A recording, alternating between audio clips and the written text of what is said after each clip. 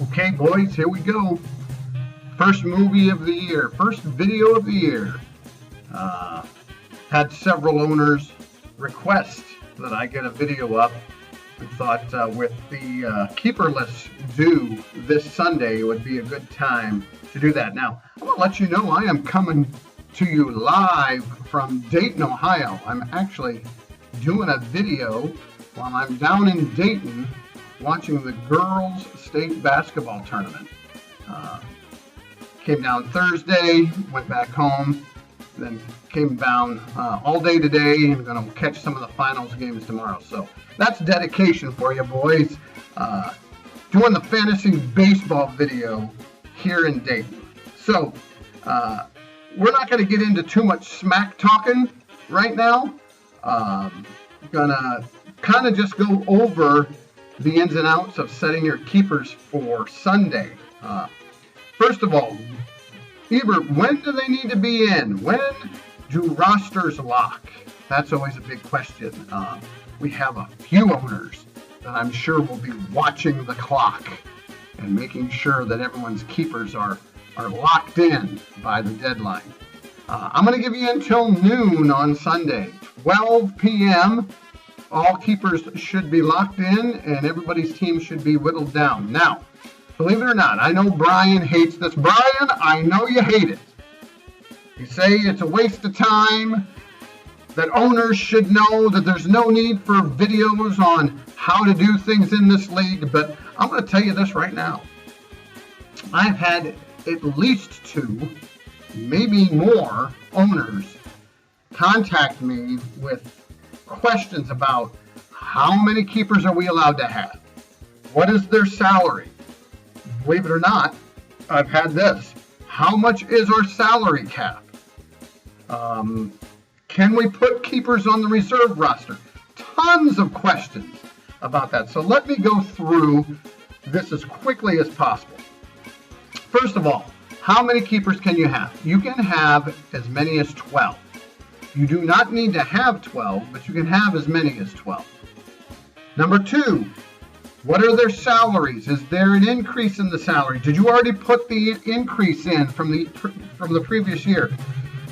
If you recall, I believe the consensus was that due to the very strange 2020, we agreed upon not implementing the $4 inflation cost to keeping a player. So everybody's salary has been kept the way it was, and you may keep your players at that salary.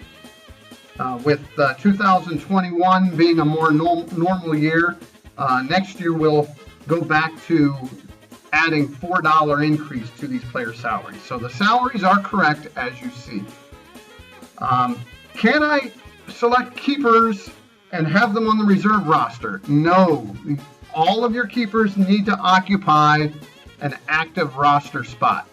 The reserve roster is only used for the reserve draft that will happen after our auction.